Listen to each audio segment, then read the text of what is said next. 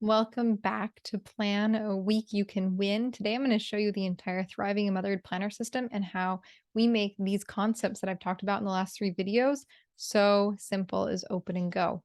So, first of all, Thriving and Motherhood Planner, let me just scroll up here and show you what it looks like. Right here, this is what it is, 2023 Thriving and Motherhood Planner. And when you first open it, you're going to see here the quick start section. So every single page, you don't have to take any notes. Every single page of this planner is outlined with the purpose that it has. We start by creating your vision. It says 2021 for 2023. And it is a very in-depth situation. So if you were like, that is not enough for me to go on, we're going to walk you through it. And not only do you have the pages here, I have a create your vision challenge that goes with this and an audio walkthrough so that you can listen to the vision section being read to you with my thoughts about it. You can think about it. You can listen while you're doing the dishes, you can think about it. And then when you have a moment to sit down and write, you can sit down and write. Because I know as a mom, we can't always be writing and having these uninterrupted long stretches of quiet time when we're not doing anything. So this is catered and structured in a way that you, as a busy mom, I've got 4 kids, I'm homeschooling, can be successful in creating your vision. Then we have your goals and habits at a glance. So every single quarter, you're going to be able to fill out a goal planning page and brainstorm what you might want it to be for the quarter. And we have specific pages that follow after this as well to help you come up with your plan for every single quarter. This is one of my absolute favorite parts of the Thriving and Motherhood Planner. It's called My Sandbox. And what this allows you to do is to dream without committing or putting it in your calendar or putting it in your scheduler and stressing you out. So the idea here is, let's say you get this really cool idea that you want to do beeswax candle dipping with your kids in the fall. Well, you'll come here to quarter 4 in the fall and write down in October beeswax candle dipping. Now, when you're doing your monthly planning, you're going to glance back at your sandbox session and see, hey, was there something here that I wanted to do? Oh, beeswax candle, that's a great idea. Or let's say you want to make sure to send out Christmas cards this year. Well, you're going to write down, take family pictures in October, get letters printed in November, and send out cards in December. Or let's say you want to take your kids to a baseball game or to more museums this year. You can go ahead and write out those ideas here in your quarter so that these things that you have in mind for your family that you think would be fun, but you're not quite sure what to do with them yet, you don't want to schedule them into a specific week and forget about them, you can put here to reference.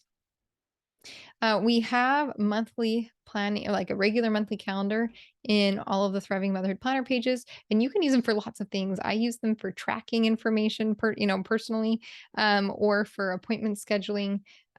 So this is very flexible, but also, helpful. And then here you've got your weekly spread, which we went into great detail with yesterday, and you have your sample one that you can print out and just experiment with. But it's printed out the dates on the actual calendar on the planner. And then every single week has a think and process page. Now, this is so powerful because one of the other problems that I really struggled with was taking notes on my phone and taking notes on random pieces of paper and taking notes on post-it notes.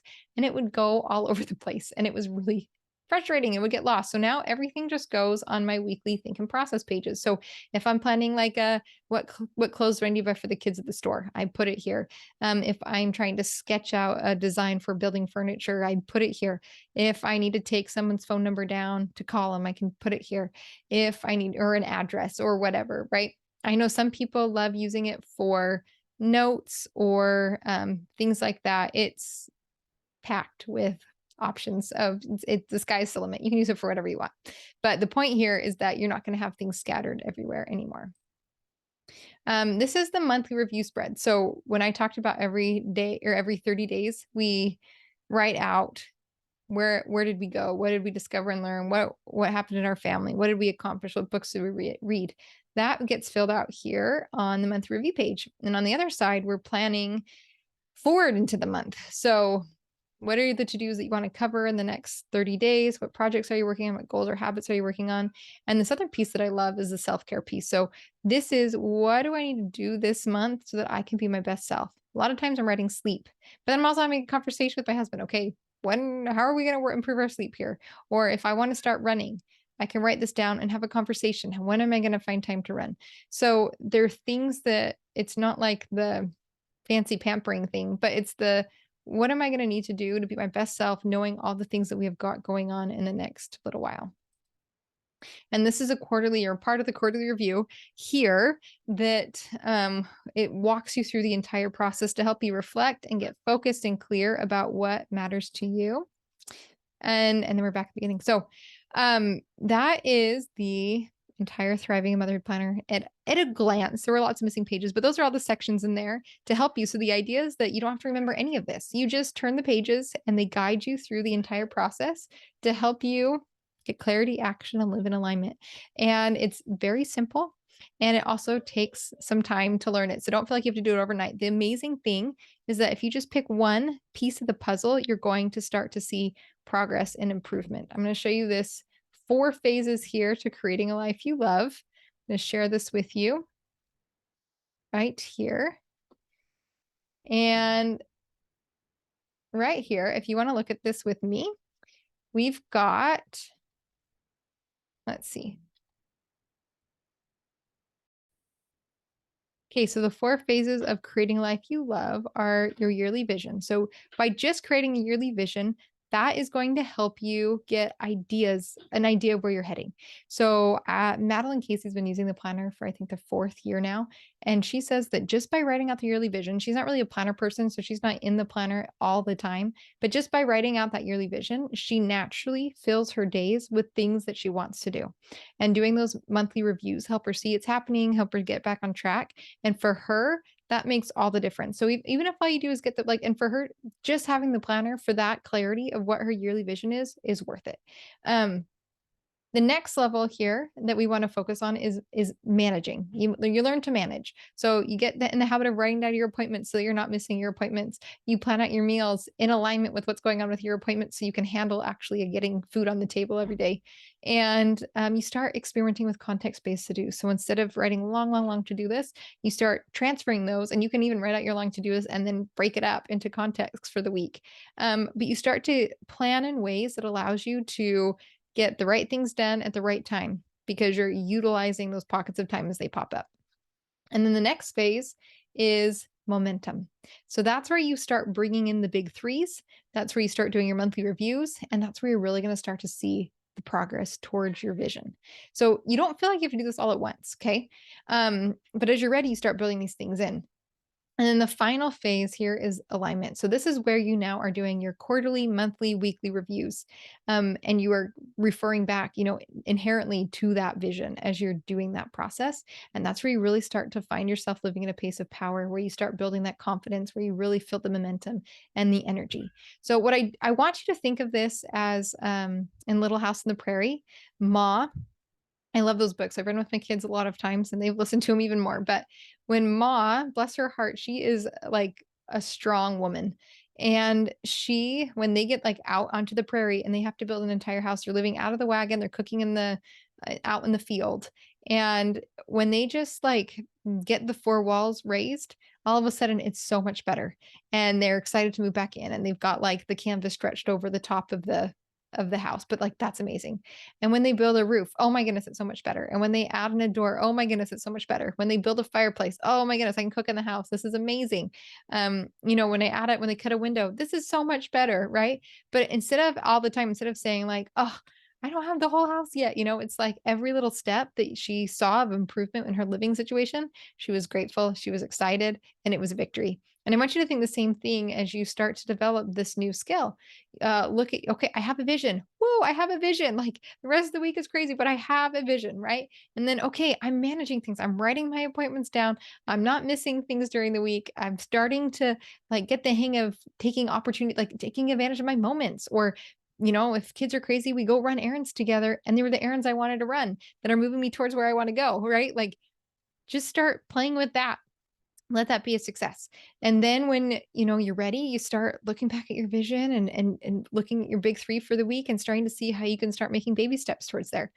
That's fantastic. And when you're ready, you start adding in these reviews, and it's going to make a huge difference. So I want you to think about every step of the way. It's making a big difference. You're seeing that improvement, you're seeing that growth, and that's exciting. Instead of saying, I'm not really using it, to the fullest, so it's a waste. No. It takes skills. It's taken me years to build into this. Years. but it's incredible. And if I hadn't started, I wouldn't be where I'm at today. Um, the other nice reminder here is that this is a tool. I go weeks sometimes without looking at it. Doesn't matter. In fact, one of my favorite stories is Lindsay Jensen has been using the planner for many, many years.